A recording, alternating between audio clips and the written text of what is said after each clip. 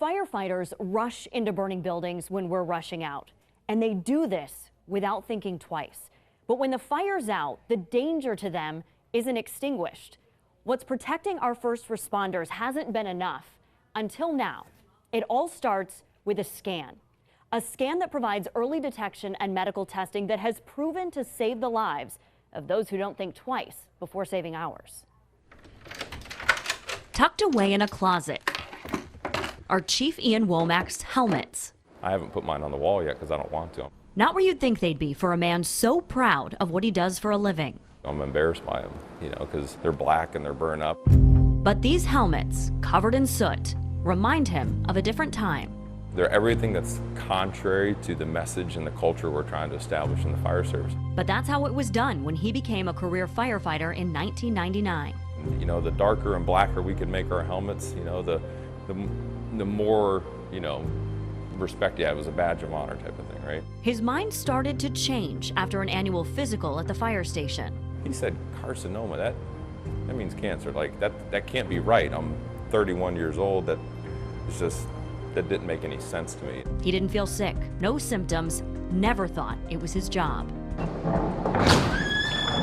If you think about what a firefighter does every day, they are exposed to carbon monoxide, cyanide, and about 42 other very dangerous poisonous carcinogens. Patricia Johnson-Tarana did think about it and started LifeScan with a mission for early detection. The biggest concern with cancer is finding it early, finding it before it spreads. You can do it. Checking more than 40,000 first responders every year. So picture where the hood goes on, and then you put the helmet, and the bunker gear goes up to protect the body. Good, now breathe normal and listen to your heart. The physical is very in-depth, hands-on, and evaluates all systems of the body. A 2015 study by the National Institute for Occupational Safety and Health found 61% of line-of-duty deaths for career firefighters between 2002 and 2016 were attributed to cancer. The suits were only protecting their bodies from heat, not smoke. That's where we have found the rates of cancer very high in the neck area, so the thyroid, the kidneys, the prostate. Again, where is the areas of the body most likely to be exposed? Going up the pant legs, into the bunker gear legs, to the prostate for women, ovaries and uterus. It makes sense why there is such a high rate. In 2017, LifeScan found 1,404 cases of cancer. Okay, now follow this with your eyes. The good news is almost all the ones that we find, because we're doing an annual physical that incorporates very advanced testing and screenings, we're able to find those cancers when they first appear. This is the scar Chief Womack has after 4 surgeries and radical radiation. He's in remission, and he's still a firefighter. This is my job, it's what I do, it's what I love. I still can't believe they pay me to do what I do. I love it. I would have never shied away from it after that. I got smarter about it, but I would never have shied away from it. That mindset right there, I got smart about it, is what we're seeing in agencies all across this state. And there's a cool way to see how those toxins linger, and it's with shaving cream. You can see this right now at WTSP.com. We've shown you how Florida passed a law to help firefighters diagnosed with certain types of cancer. No firefighter wants to use those benefits. Instead, they're doing things right now to prevent cancer. 10 News anchor Allison Croft sat down with the state fire marshal asking what's being done. You talk a lot about how, yes, this is now law, but there are a lot of preventative measures that need to happen at the same time. And we're seeing that all over the state fire departments, and they're doing it on their own. The profession for decades has had this image that the more soot, the more scars, the more dirt, the rougher, the tougher, the more courageous you were. All that is got to be, history. Because now it's about decontamination, it's about cleanliness, it's about treating your body and ensuring that the contaminants that, God forbid, you have been in touch with don't deteriorate your own life.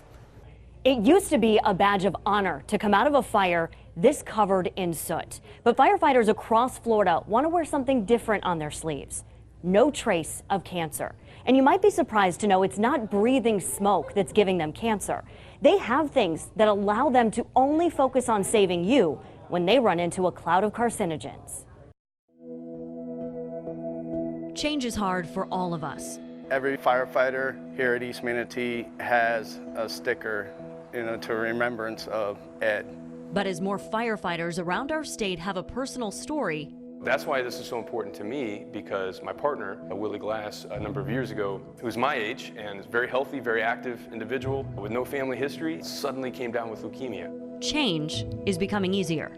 We know that there's direct correlation between the exposures, the environments that we're in, and the effects of cancer.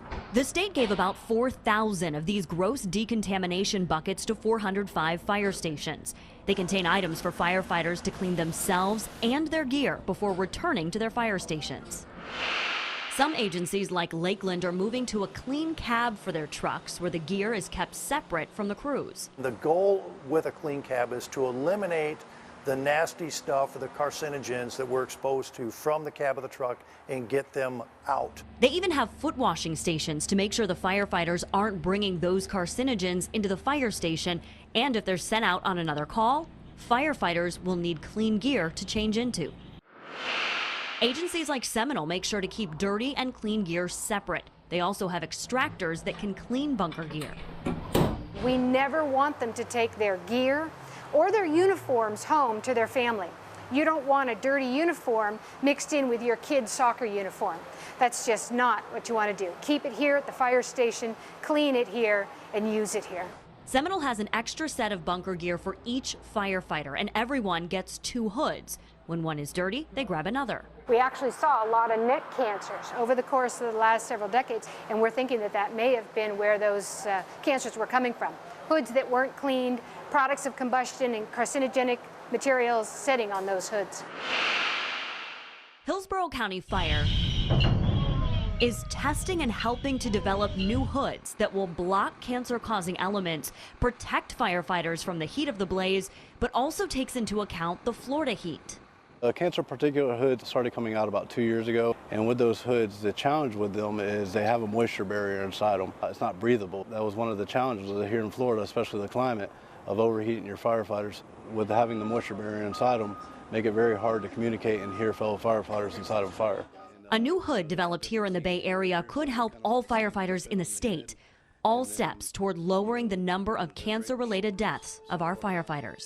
OSHA tells us that 1.5 teaspoons of carbon black, which is essentially like charcoal that you might see, when that is mixed with carbon monoxide and hydrogen cyanide, those are immediately dangerous to life and health. That creates a new substance that is very much a carcinogen. It's very dangerous.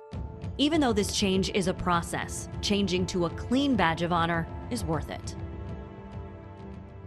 Right now at WTSP.com/firefighters, you'll find this interactive map. You can click on the icons to see what's being done at fire agencies in your neighborhood. Let's take a look at Madeira Beach. Hey, Allison. At Madeira Beach Fire Department, they are trying out what they call a temperature-controlled decontamination chamber. It's really just a sauna, and they say it's working. There's stuff like that taking place at agencies all across Tampa Bay. If you go and click on those icons, you can see what's happening, and you're going to hear from fire chiefs about what they're doing to protect their people.